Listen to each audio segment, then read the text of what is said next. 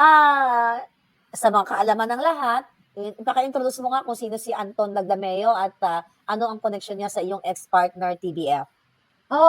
Si Anton Laglameo is pamangkin ng aking ex-partner na si Okay. former Congressman Tony Boy Florendo of Davao del Norte in Davao City. So, pamangkin siya ni Tony Boy, then Tony Boy. naging congressman din siya.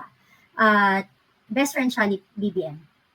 Okay, BFF siya kasi nga, BFF sila sa pagbabangag. Mm. So, kung babalikan natin sis yung life mo with TBF at syempre 'di ba nakwento mo na binalya ka ni Anton, 'di ba? Sa restroom, 'di ba? So Yes. yun yung worst case scenario yun mga kababayan na yung nagpapanggap na akala mo maamong tupa ay hinaras ka, 'di ba? Yes. Hinaras Yes. ka, gusto kang pagsamantalahan, sinabihan ka na kung hindi na, ano ba yung sabi, hindi na kaya o kailangan mo ko. Sinabi Hindi. niya na, actually sinabi niya in front of other people. May mga tao doon nung binanggit niya yon. So, even the people there na shock nung ginawa niya in front of me. Sinabi niya na, alam mo naman, yung tito ko, matanda na yan. Just in case, hindi na kaya, malapit lang naman ang bahay mo sa akin. Pwede akong pumunta sa'yo or pumunta ka sa akin. Kapal na mukha eh. Alam Parang mo, kadiri. you're very consistent. Kasi kahit balikan nila yung video natin nakaraan, the same exact statement ang binitawan mo. So you are really reliable, kaya nga ayaw ka nilang ipatawag sa Senate. Ayaw ka ipatawag sa Senate, sis, baka magkawindang-windang ang buhay ng mga bangag. But anyway, so matatanda, ano pa yung mga worst case scenario na ginawa ni Lagdameo? Kasi, my God, hawak nila budget ng Pilipinas. And now, nagigipit sa BARM. Nakikialam kung sino ang tatakbo sa mga posisyon. So, hindi mo pwedeng diktahan dahil meron tayong batas na malaya yung sino mang mamamayang Pilipino na gustong tumakbo sa kung anumang posisyon. You can read and write, Filipino citizen, True. Pero ngayon, Yeah. tinatakot kasi may isang statement, I forgot kung sino nag-statement, na sinasabi na kapag hindi sumunod kay Lagdameo, ay magpafabricate sila ng crime.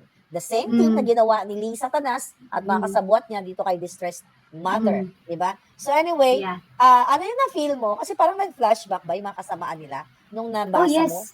Yes, actually, it was a lot of people is na pinapadala sa akin sa Messenger, then a lot of people tinatag ako. Nag-comment na ako dun sa isang sa Facebook page ni Governor the girl, the one who Si speak up, Governor. maganda Yeah. something Yeah, like si that. So I said, Mariam. I said I would love gusto ko pong ma-meet ng personal si Governor. Kasi 'di ba, parang women empowerment 'to. Kasi parang Yes. eto, hindi niyo ba napansin, ang mga taong binubuli is puro babae now. And doon niyo makikita yung type of character ng mga leader na 'to. Walang respeto, walang utang na loob, walang respeto, walang takot sa Diyos. So, saan tayo pupunta niyan? Anong mangyayari sa bansa natin? Mga addict pa, 'di ba? Yeah. So ano yan, parang tigilan nyo na yan. Dapat talaga labanan na to lahat. Kasi ang pangit, addict yung grupo ng mga leaders natin. Tapos, Mga addictos talaga. kinukonsinti pa ng mga iba pang leaders yan, yung mga like sa Congress. Ano ba kayo? Di ba parang magkaroon naman kayo ng mga bayag. Kasi alam nyo namang mali yung ginagawa eh. Sasama kayo lulubog dyan. Alam nyo, ginagamit lang din kayo. Imagine kung si VP Sara nga ginanyan, ang mga Duterte ginanyan after nila tulungan. Kayo pa kaya? Ano lang kayo sa kanila? You're just a toy. You're just a toy na remote control. So, mabantayan niyo yung sarili niyo kasi ang balita ko, kayo mismo, meron ng mga, ang dami ng babaliktad sa inyo. So, bantayan niyo yung mga isa't isa kasi tingnan natin, baka magkagulatan kayo dyan. Diba? Sabi ni Iya Minidal, taga-Barm yata doon, taga-Barm yata siya. Palaban yan si Bay Miriam, di ba? Sabi ni Papi's Angel TV, hindi na nakontento. So, grabe talaga. Sabi ni Rebecca Ugata, pumapatol sa mga babae, siguro mga beke yan. Sa akin sis, kasi may addicting personality eh. So, pag may addicting personality ka, you will never be content. Di ba addict eh? Addict, lahat. Yeah. Parang power, fame, money. It's not, pag pera, hindi enough. Parang I want more. Kasi ganun yung pag meron kang addictive personality, that will happen to you. Ganun yun. Exactly. So, addicting sa kanila kung anong ginagawa nila. Kaya nga yung mga palangga ko, alam mo, hindi pa rin tapos ang ating Speak Up Day, no? You know, Mm. sooner or later, biglang na lang kayong magulat na lang kayo, bumabaha na ang tao dyan, you know, sa kaka-vlog namin ni Kati dito. Yeah. So, mananawagan tayo ng Speak Up Day. So, I hope pag Yes. dumating yung mga Speak Up Day, pag may mga pagtitipon uli, you're willing to help for food and water, di ba? Later on, suportahan natin yung mga taong lumalaban later on. So far, medyo nagpapahinga sila. Baka bigla na lang silang, you know, bigla na lang hilain si Kuting dyan sa Malacanang. You'll never know, right? Dropping.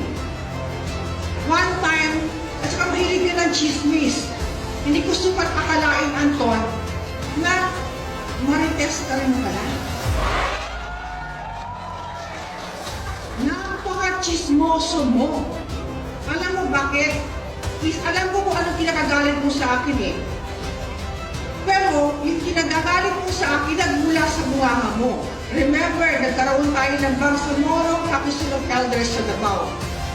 Nilapitan mo ako. Ito ayaw ko sanang bagitin, pero ikaw na una eh. Nilapitan mo kung ano sabi mo sa akin. Tigilan mo na ang pagsasabi mo na may bahay ako sa Forbes. Malay ko ba naman na may bahay ka sa Forbes? Wala akong pakialam kung may bahay ka sa Forbes, so wala. Sino naghatid ng chismis? Ikaw! Ikaw ang nagsabi sa akin na may bahay ka sa Forbes. Ngayon sabihin mo ako nagkakalat ng chismis, samantala ikaw nagsabi sa akin na may bahay ka sa Forbes. Pangalawa, nagkita tayo sa, I believe, Bagong Pilipinas. Nilapitan mo naman ako. Ang sabi mo sa akin, Anton, wala na rin yung mga babae ko, wala na rin yung mga abogado ko na ayaw mo. Kung sino siya? Para mahinto ka na.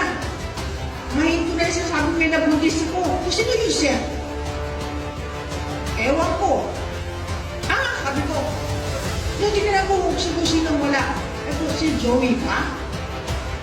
Ikaw ang nagkatid ng chismis sa akin. Ikaw ang nagbigay sa akin na meron ka pala na buntisan. Which is wala naman yung sa isip ko. Ikaw ang naghatid ng chismis. Pakialam ko ba naman sa'yo? Pakialam ko sa mga abogado mo, pakialam ko sa bahay mo, wala akong pakialam sa'yo. Buhay mo yan, may buhay ako, at ikaw ang naghatid ng chismis sa akin, at ngayon ikaw ang galit sa akin. Samantala sa bunga mo galing yung mga chismis. Ikaw ang naghatid ng chismis. Not only even that, lahat ng departamento, pumunta ka lang PCSO, hinatid mo rin yung chismis na yan. Hindi ko sukat akalain, Special Assistant to the President, napaka-chismosong lalaki, Marites.